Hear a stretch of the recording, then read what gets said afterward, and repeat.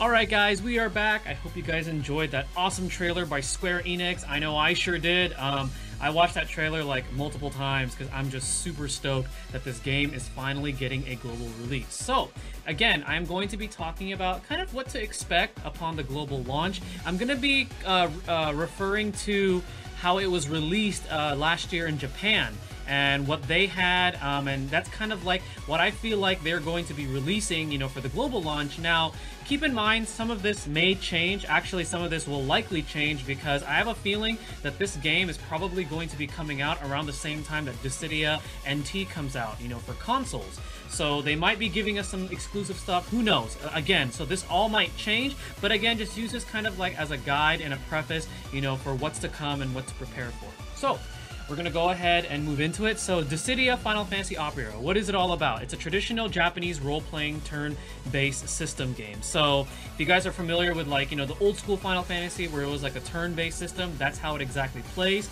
The battle system is unique though because it features brave attacks and HP attacks from the Dissidia game. So if you guys are familiar with that, that is the same combat attack system that they're going to be implementing for this game. Okay, the story is great and engaging. Even though I didn't really quite understand it, I was kind of like trying to guess while I was playing the Japanese version because I can't read Japanese, and I enjoyed it. There's going to be campaign quests and event quests, and guess what? They don't cost any stamina. Okay, that is something that I've been dying to see in a lot of role-playing mobile games. Something where there is no stamina system and you can essentially farm endlessly. So there's no really excuse, to not farm something and be concerned about, oh, I have to spend my paid currency to replenish this and that. Now, in the future, I was made aware that they are going to be adding certain event quests, such as the Eidolon event quest and the Artifact event quest, which will be costing something called SP. But that's not going to be till later down the line. So for now, for global launch, we don't have to worry about that right now. Okay.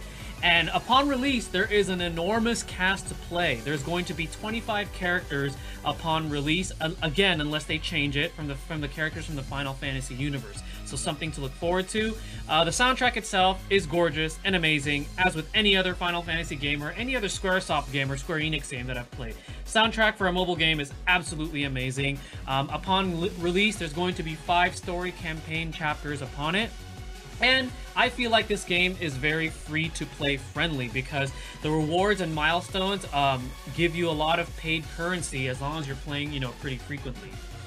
Alright, so Dissidia Opera Omnia combat system. So what is this Brave HP thing all about? So, Brave attacks. Brave attacks are used to build your Brave while simultaneously lowering the enemy's Brave upon contact. So think of your Brave as like your power. When you start battle, your character starts off with a set amount of power, and then afterwards, when you use a Brave attack, you're essentially stealing that enemy's Brave, and then you're adding it to yours. So think of it as like, for example, I know this might be a bad example. Let's say I'm fighting with my brother, and I punch my brother. My brother loses power, and I take his power. That's essentially what it is, if you want to think of it that way. I know it's a bad example, but anyways, that's what a Brave attack is. Each character has their own maximum set of Brave, which can be influenced and increased by either leveling them up or equipping various equipment. Okay, and the rarer the equipment, the higher the maximum Brave value. Now moving on, we have HP attacks. HP attacks are used to reduce the enemy's HP to 0, thus defeating them. So your HP attack value is determined by the value of your Brave. So what you want to do is you want to continuously use Brave attack and store as much as you can until your character reaches their maximum, and then you unleash a powerful HP attack. So essentially you would one-shot the enemy or deal, a massive amount of damage to the point where, they're almost, ready to be defeated. And then a killing blow will cause your Brave, though, value to glow, meaning that HP attack will guarantee a kill on an enemy. So let's say like your Brave reaches like 700. Right? And then what's going to happen is that if that value of 700 is equal or greater than the HP of an enemy on the screen, it's going to start to glow, letting you know that you should probably use an HP attack because it's guaranteed to kill that enemy upon contact. Now, once an HP attack is used, your Brave will be completely depleted, and generally the enemy will target that unit with its own HP attack. So you want to be careful and monitor the order of turns. So when you use your HP attack, your Brave goes down to 0, and then generally when the enemy takes its next turn, they're going to be targeting that character because they're vulnerable, and they're going to target them with an HP attack, so just keep that in mind. And something to keep note is there's something called Brave Break, which upon completely depleting an enemy's Brave, a Brave Break will occur, which will cause the enemy to be in a stun state. Now this only applies to some enemies, and it will add the Brave to all of your characters in battle. So when you deplete all of an enemy's Brave, it'll crumple them depending on the enemy, and then it's going to add Brave to all of your characters in your party. Alright, so then there is the pursuit mechanic, or some people call it the chase mechanic. So if you continuously attack a target multiple times, you have a chance to trigger a state called blow off, which is in the picture to the right, in which additional damage can be dealt to the enemy. So what's going to happen is, furthermore, if your characters are next in line to take action, a chain pursuit will trigger, in which your characters can either use Brave or HP to rack up the damage. So what's going to happen is that when this happens, right, your character will attack, and then the enemy will get launched. And then if your characters are next in line in the turn order, they can either use an HP attack or a Brave attack to continue the chain. They're going to keep chasing them down. And then finally, what's going to happen is the enemy will hit a wall, and that'll deal HP damage to them. So it's a great way to rack up a ton of damage when this occurs.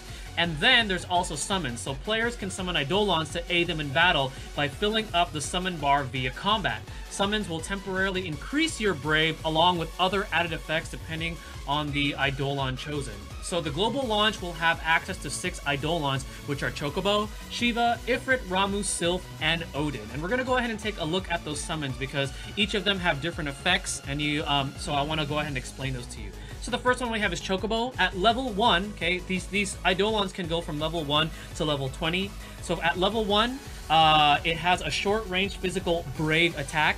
It increases the party's Brave by 300, and the attack power of all is increased by 1.1. And then what I mean by sustain 4 turns is that when you summon these Eidolons, essentially you get 4 free turns. So that's what that means. At level 20, Chocobo is again going to do a short-range physical Brave attack, increase the party's Brave by 1500, and the attack power of all is increased by 1.1, and this time we get 5 sustained turns. The next Eidolon is Shiva at level 1. Or not Shiva, that's Sylph. Sylph, sorry. So Sylph at level 1 recovers 300 Brave and HP to party, so a healer, and adds the wind element to the party's attributes, meaning that when the party attacks, they're attacking with a wind element. And then the sustained turns is 4, so we get 4 free turns upon summoning this Eidolon at level 1. At level 20, Sylph recovers 1200 Brave and HP to party, adds wind element to party's attributes, and we get a sustained 5 turns. Okay, next Eidolon is Shiva. At level 1, Shiva deals ice magic of 500 Brave damage, and she adds the ice element to the party's attributes. And the sustained turns we get from Shiva at level 1 is 5. Now at level 20, her ice magic will deal 2500 Brave damage. We'll also add the ice element to the party's attributes, and our sustained turns is going to be 6. Alright, now we're going to go ahead and move on to our 4th Eidolon, which is Ifrit. At level 1, Ifrit deals fire magic damage of 500 to Brave, as well as adds the fire element to the party's attributes, and we get 5 sustained turns. At level 20, that fire magic damage is bumped up to 2500 Brave damage, as well as adding the fire element to our party, and we get 6 sustained turns. Our next Eidolon is Ramu. At level 1, Ramu deals lightning magic 500 Brave damage, adds lightning element to party's attributes, and we get 5 sustained free turns.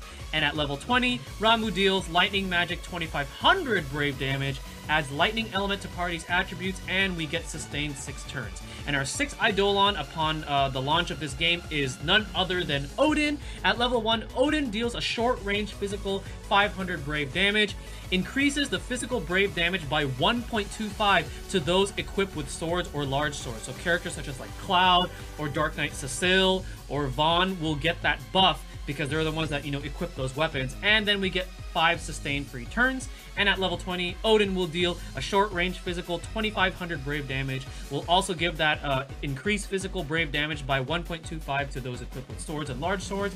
And we get a sustained free 6 turns. Alright, so now I want to talk about some of the currency types that I feel like are critical for Dissidia Opera Omnia. So the first one is Elemental Shards. So Elemental Shards are needed to raise the character's ranks. These give bonuses to particular stats. They also upgrade and enhance current skills and learn new skills for the character. However, skill-related queries will occur every 5 shard levels. So on top of leveling a character just by, naturally leveling them up, they also level up with elemental shards. So this is like a separate way to level them up. Think of it as like a talent tree. Okay, that's essentially what it is. And then the next type of currency that I feel like is important to mention is, of course, gems. So this is the paid currency of Dissidia Opera Omnia. Now you can either buy this at the store, or if you're free to play and you don't really want to spend too much on the game, you can earn it in-game either via logging in or playing through the event quest or campaign quest. So these are used to summon from the weapon gacha, or you can also exchange them for EXP boost, guild boost, drop rate boost, and inventory expansion. So that's what you can use your gems for. Okay, which characters are available at launch? Now, I mentioned in the beginning, when the Japanese version came out, there were 25 characters with the 5 chapters. Now, again, this could all change, but for now, these are the characters we should be expecting. Warrior of Light, Vivi, Rem, Saz, Tifa, Cloud, Hope, Ishtola, Zidane, Dark Knight Cecile, Ida, Vaughn, Yuffie, Yoona, Edge, King, Bartz, Penelo, Tifa, Yang, Onion Knight, Firion, Laguna, Steiner, and Shadow. So those are going to be the 25 characters that you should be expecting upon release, and that is also the exact order that they will be appearing as well, the way that I listed them off. Alright, now we're going to go ahead and talk a little bit about the weapon gacha. So there's a weapon gacha, which is the banners. So it's usually 500 gems for a single pull, and then 5,000 for a 10+1 pull. Now, sometimes they will have like discounts on like the first pull or something. So I know right now in Japan, the first pull on the featured banner, like the first multi is 2,500, so it's 50% off. Likely they're going to implement this to global, but just letting you know the general currency spend is 500 for a single and then 5,000 for a multi. So banners will have featured 5 stars at a rate up. From what I've seen, generally there's only 3 featured 5-star weapons that are featured. This could change, who knows? And then banners, for now, upon global release, okay, will contain 3-star to 5-star weapons and 3-star to 4-star armor. And then each character will have a 4-star and 5-star weapons and armor that will synergize well with them. So for example, Cloud will have a set of 4-star armor and weapon and 5-star armor and weapon that synergize well with him. Featured 5-stars will remain in the normal summon pool unless they're stated to be limited. Now, talking a little bit more about the weapons is, obviously the higher the rarity, the better, and provides more CP to the character, okay? Weapons and armors can be limit broken with dupes, okay? So this is very important. So if you pull dupes, that is a good thing because they can be limit broken. So just keep that in mind. And when you fully limit break a 5-star weapon, that's when you learn the skill from that weapon on that on the specific character. So just keep that in mind. Weapons can be leveled up with red orbs, and armor can be leveled up with blue orbs. You can farm these. There are specific ways to get them. And then each of those orbs will have their, there's different tiers of these orbs, and the better ones give more EXP. 5-star armor will begin to be available with character event quest as a reward. So for example, the Squall event is the first event to be released, and that one we have a chance to get his armor, his specific 5-star armor, as a reward for him. So that's why right now in the banners, 5-star armors are not attainable, only 5-star weapons. I know later on they're going to start implementing 5-star armor, but for now, upon release, this is what we're going to be getting. Now, which weapons should I be going for? I didn't want to go into too in-depth about which weapons we should be going for, because to be honest, I feel like you guys should decide for yourselves, based on the characters, on what weapons you want. But if you want my top 2 recommendations, and these are the recommendations that I got from the subreddit, I would definitely go for Cloud's Ogrenix because it increases the paralysis rate on his Cross Slash, and I would go for Ishtola's Omni Rod because it increases the Brave gain on her Medica 2 ability, and it also grants a small amount of Brave for up to 5 turns. Okay. Now, which characters should I level and invest in? Great question, and here's my answer. As far as leveling up characters, all of them. And this is the reason why. Event Quest will feature certain characters with a synergy, meaning increased stats during that event period. So, for example, the Squall event was the first event to be released in JP, which will probably be the first event they're going to release in Global. And for that particular event, it was Squall, Tifa, and Zidane, who were the characters that had their stats increase while you were using them on that event. So just keep that in mind. This is the reason why you should be leveling every single character, because each character will have a chance to have that synergy boost on particular events. Now, there are going to be top 5 recommended investment units upon global launch. So these are the top 5 units that are the best investment that will probably last you, with the current content that we're gonna get, and then a little bit further into the future. So Vaughn is the first one because he's a very high DPS unit and he has great Brave and HP skills, along with access to 3 different elements. Cloud is another one because if you happen to pull his Ogrenix, he gets a stun lock, and he also gets great Brave damage combined with high HP attacks. Ishtola is another one to invest in early on because she is a great Brave battery, and her stone ability delays an enemy's turn. Warrior of Light is a great tank. He has a taunt with his Throw Buckler ability, and his Shine Shield will either protect himself or another unit from Brave attacks. So what that essentially does is, if you Shine Shield Warrior of Light on a character, for a certain amount of turns, that character is protected from Brave attacks. So let's say an enemy targets that character and uses a Brave attack, their Brave doesn't get depleted, and that enemy's Brave doesn't increase. And then finally, Cecil, or Dark Knight Cecil, because he deals a massive amount of DPS despite requiring the need to sacrifice HP. So if you're looking for characters that you want to invest in, you don't, that you feel like, are worth your time, those are the ones that I would recommend. But again, invest on who you want to invest. That's my recommendation. But those are the ones that, a lot of people are suggesting. Excuse me. And finally, we have our top 5 recommended future-proof units. So the first one, again, is Vaughn. He's a DPS king. He's able to master his skills quickly and gain further power-ups to his skills. Then there's Terra. She is the DPS queen. She has the ability to boost her Brave by 12k to 15k by itself, which is insane. And then there's Cloud. So Cloud, even though he already has a stun lock, that's considered a bonus now, because later on, his finishing touch grants more bonuses for the pursuit/chase mechanic, along with more bonus HP and Brave damage. Bart's, he has an ability called Magic Missile, where the stronger the enemies get, it buffs it up. And Magic Missile will have the enemies Brave and grants Brave to the entire party once you master it. And then finally we have Yoona, because she is a great Brave battery, and then her Asuna ability removes debuffs and extends buffs by 1 turn. And then she has an ability called Prayer of Faith, which grants max Brave, Brave Regan, and heals the party actively. Alright, so that is going to be it for the video. I know there's probably going to be some things that I missed. I didn't play the Japanese version too long. I played all the way up until the Ramza event, and then I just stopped because I really just wanted to wait for the global release. Now, before I end this video, I want to give a huge shout out to three friends that helped me, you know, put together this information for this video. The first one is my friend Chris West. And then my second one is my friend Mark Chaser. And then finally, Tavmania from the subreddit. He's one of the mods for the subreddit. Were the ones that really helped me in, you know, in compiling all of this information.